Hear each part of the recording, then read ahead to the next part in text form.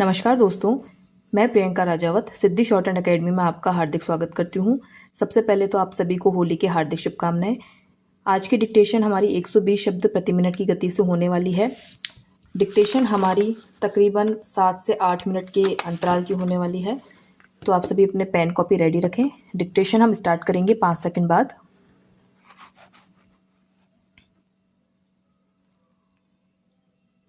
3, 2, 1 start.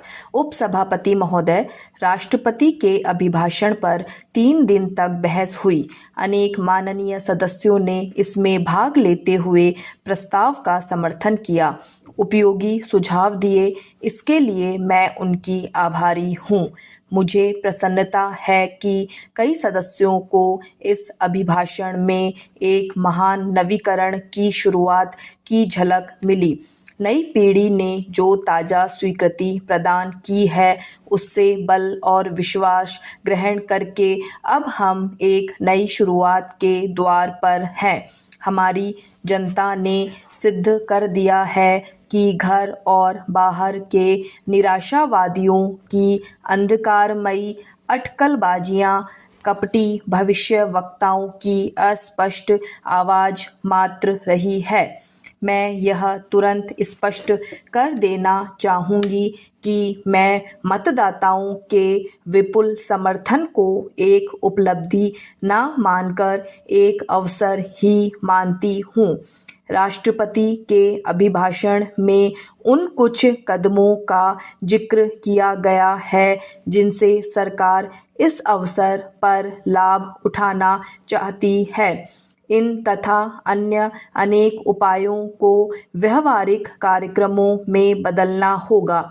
इस बीच सरकार रचनात्मक आलोचना का स्वागत करेगी, जिससे ऐसे कार्यक्रमों में सुधार लाने में सहायता मिले। पैरा, अपने चुनाव संबंधी भाषणों में जिन्हें लगता है कि दुर्भाग्यवश श्री वाजपेयी ने नहीं पढ़ा है, और मैं फिर कहना चाहती हूँ कि ऐसे प्रत्येक भाषण में मैंने यह कहा है कि आगे आने वाला रास्ता लंबा है और कठिनाइयों से भरा है, और जिन्होंने हमारा समर्थन किया था उन्हें कठोर परिश्रम के लिए और ज़्यादा मुश्किलों बल्कि शायद खतरों का भी सामना करने के लिए तैयार रहना चाहिए।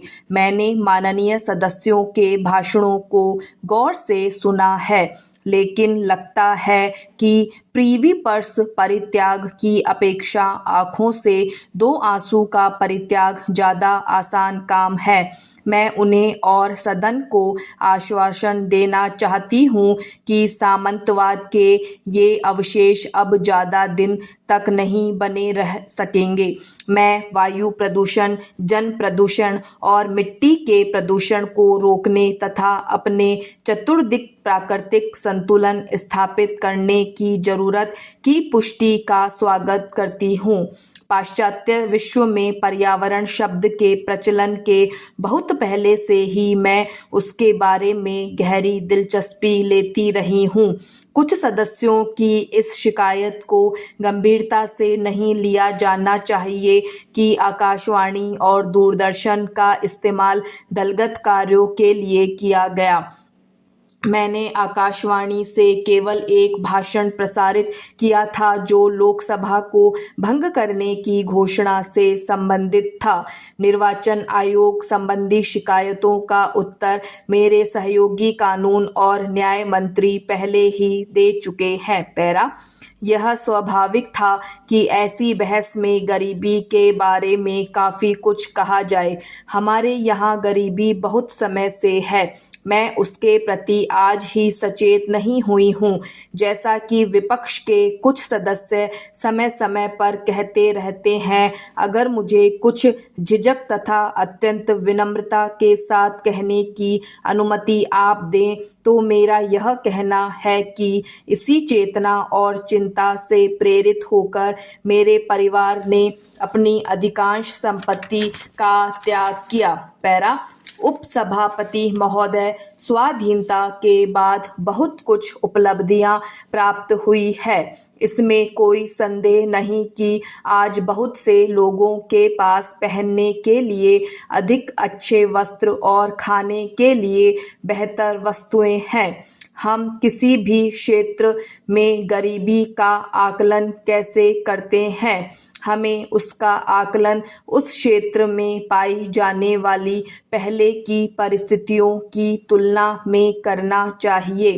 क्या किसी माननीय सदस्य का यह कहना है कि राजस्थान या मध्य प्रदेश या उड़ीसा में गत वर्षों में जो कुछ किया गया वह उससे बहुत कम है जो राजे रजवाड़ों ने प्राय 100 वर्षों में किया था?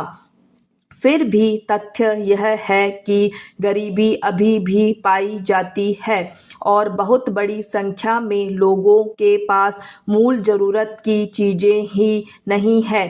साथ ही लोगों की ज़रूरतें बढ़ती जा रही है और हमारी विकास योजनाएं जैसे जैसे आगे बढ़ेंगी ज़रूरतों में भी वृद्धि होती जाएगी। पैरा, माननीय सदस्य ने हमारी गरीबी के खिलाफ लड़ाई का जिक्र व्यंग्य के रूप में किया, लेकिन यह उनके चुनाव घोषणा पत्र का शीर्षक था। जनसंघ के घोषणा पत्र की चमक दमक की तुलना में हमारा घोषणा पत्र कहीं ज़्यादा तथ्यपरक और ठोस समस्याओं से संबद्ध था। यह द्रष्टव्य था कि किसी प्रकार हमारी जनता ने विवेक का परिचय देते हुए जनसंघ के स्वर्ण मृग के प्रति कोई आकर्षण नहीं दिखाया या चाशनीदार शब्दों में लिपटे स्वतंत्र पार्टी के जीर्ण शीर्ण आर्थिक सिद्धांतों से वह पथभ्रष्ट नहीं हुई। इस चुनाव से पहले हमारे यहाँ और भी आम चुनाव हो चुके हैं। हमारे कुछ उम्मीदवारों ने साइकिल को अपना चुनाव चिन्ह बनाया, कुछ ने नारियल के पेड़ या किसी अन्य वस्तु को। फिर भी वे चुनावों में विजयी रहे। मैं यह भी कहना चाहूँगी कि यह अच्छा ही रहा कि हमने गाय और बछड़े को अपना चुनाव चिन्ह बनाया। इससे सिद्ध हो गया कि वह धार्मिक चिन्ह नहीं था, बल्कि गांवों और कस्बों के लोगों की समृद्धि का प्रतीक था। लोगों ने विभिन्न दलों, चुनाव घोषणा पत्रों और कार्यों पर विचार के बाद ही अपना निर्णय दिया। पैरा, मेरे सामने बैठने वाले माननीय सदस्य ने सरकारी नीतियों की लंबी आलोचना के दौरान कुछ केंद्रीय परियोजनाओं का जिक्र किया। केरल के प्रति न तो कोई जानबूझकर उपेक्षा की गई न की जा सकती है। केरल हमारे देश का एक सबसे सुंदर भाग है जिसकी अनेक समस्याएं भी है।